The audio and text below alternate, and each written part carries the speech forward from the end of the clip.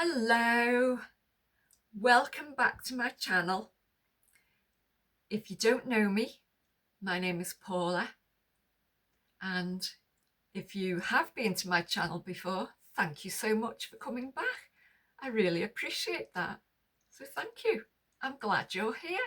I really am. So today, what I'd like to talk about is after the funeral. So as most of you know, I'm a recent widow. My husband passed away very suddenly, and it came as a great shock to me. And what tends to happen is at the funeral, you've got all your friends, family, and they're all there around you, and they say things like, oh, if there's anything you need, if there's anything we can help you with, just ask. We'll be there for you. So please don't hesitate. Just pick up that phone. If you need any help, ask us. And that's very kind of them. But let me tell you, that kindness will probably have an expiry date. So I'm just being realistic here. And these are my own experiences. So yes, at first, there was quite a few people who attended the funeral, and they gave me offers of help, which I gladly accepted. And I suggest that you do too. So if you're on your own, especially if you're a widow or a widower, but if they offer you help, take it. So for me, my experience was when I came home from the hospital, the fence had fell down at the front of my house. So my neighbour had said to me, if there's anything you can do, just ask me. So I said, actually, yes, you can mend that fence. So he did. And he said, if there's anything else I can do. So I said, well, actually, you can paint the fence if you like. So good enough, he painted the fence. Then he said, is there anything else? So I said, yes, the fence needs repairing at the back. And good enough, he did it. Wonderful. I'm so grateful to him. That was fantastic. But that was 3 times he helped me. And I wouldn't ask for help again from him, because I think that would feel like I was exploiting him. So I'm very grateful to the help he gave me. That was fabulous. Another person I know came up and said to me, would you like any shopping? So I said, yes, I would. So they got me some shopping. In fact, they got me 2 lots of shopping. And I paid them for it. But it just saved me at the time from having to go to the shops while I was very grief-stricken. So I was grateful for them to do that.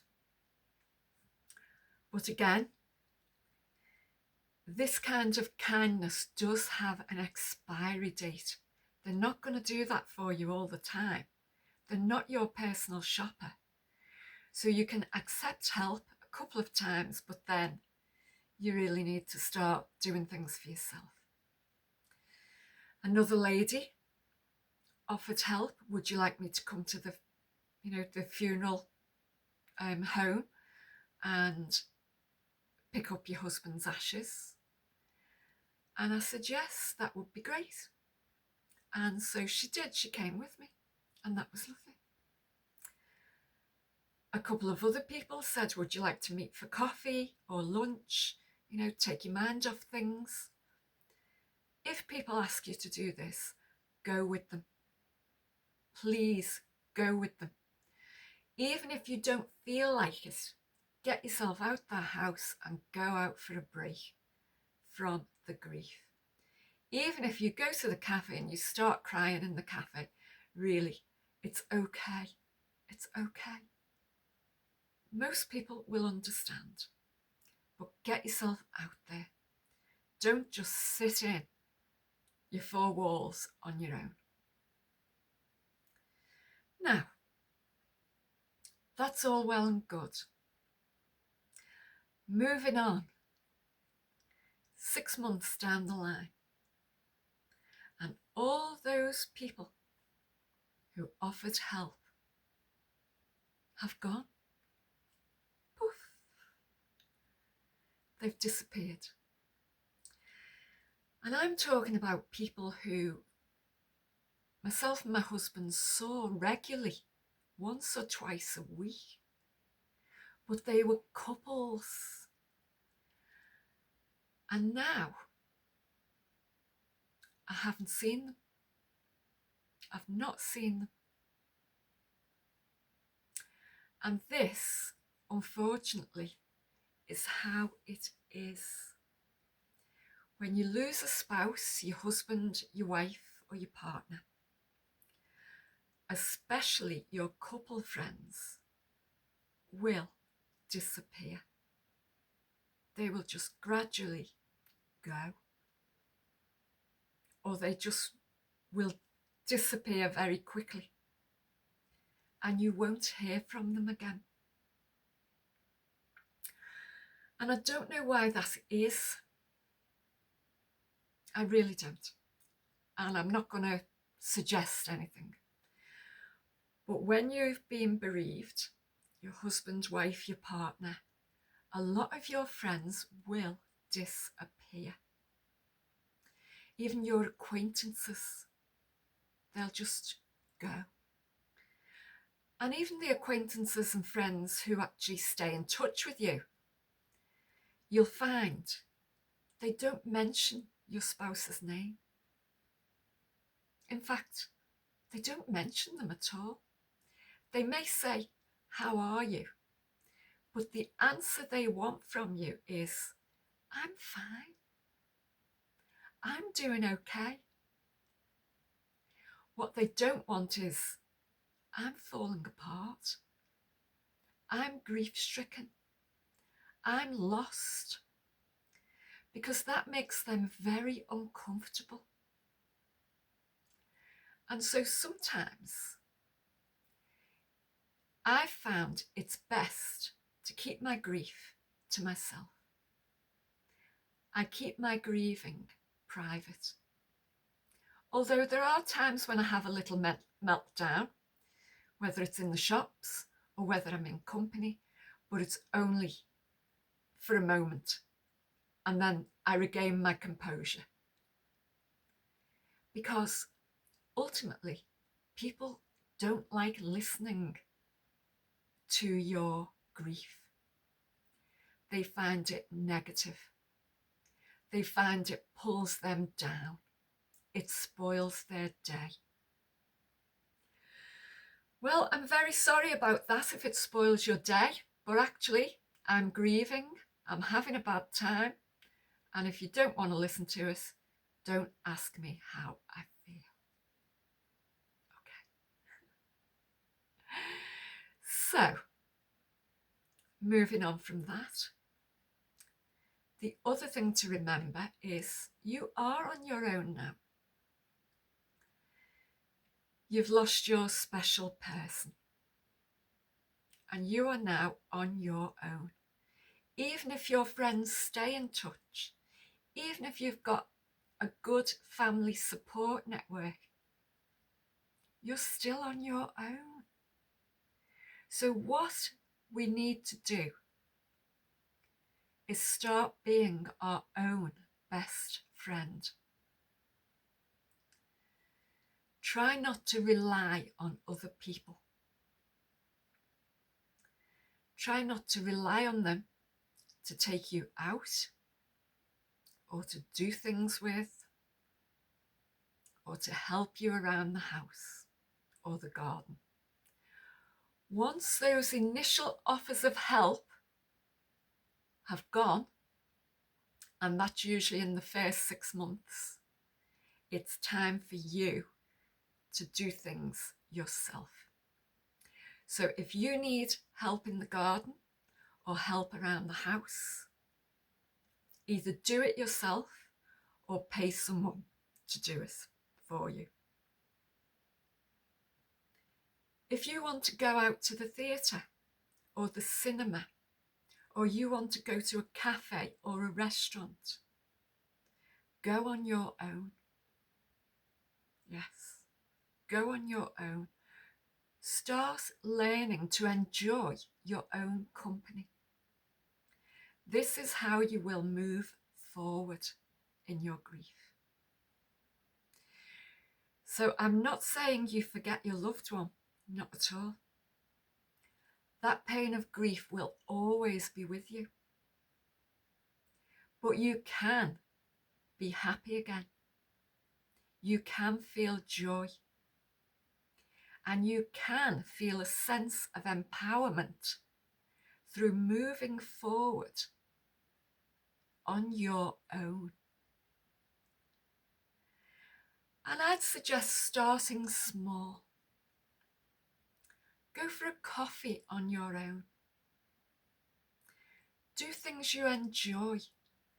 Go for a walk on your own.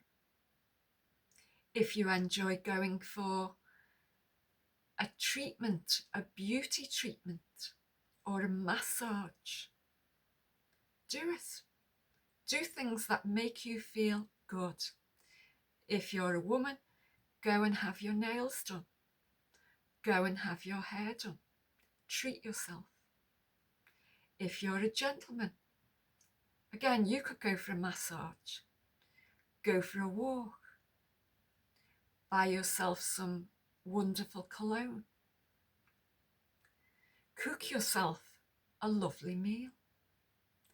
Just because you're on your own and your spouse has passed, you don't have to suffer. You really don't have to.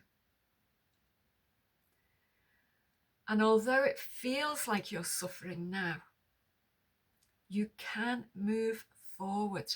And note that I don't say move on. I'm not talking about moving on. You move forward into this new life.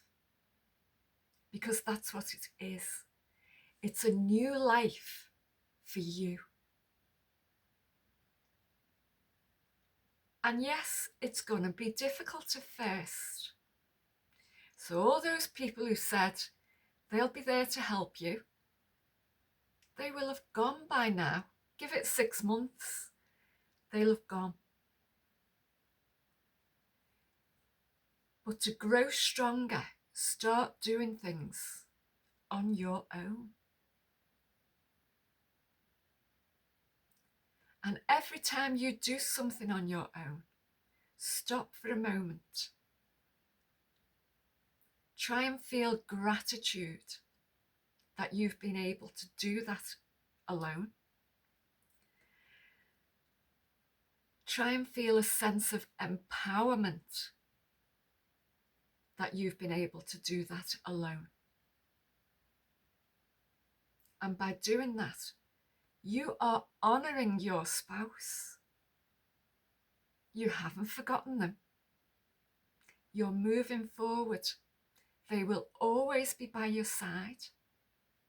They will always be there for you to talk to, for you to ask them, do you think I'm doing the right thing? And of course, we know it's not them physically that will answer, but you will feel their presence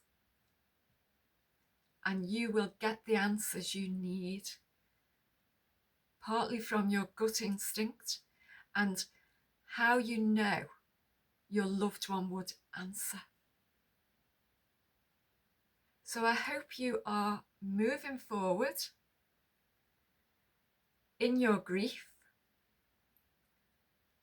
and that you don't feel any badness or resentment towards people who have said they'll help you and then they've disappeared. Don't feel bad towards them. It's just the way things are. And I hope you find the strength and the positivity to move forward in your grief. Do things on your own. Tell me what you've done on your own. Whether it's a holiday, whether it's been a beautiful meal, whether you've treated yourself in some way, let me know. Okay. Thank you so much if you've made it to the end of this video. I appreciate you watching and listening to me. I hope you have a wonderful day. Please like and subscribe down below and comment if you want to. Thank you again so much. I'll see you next time.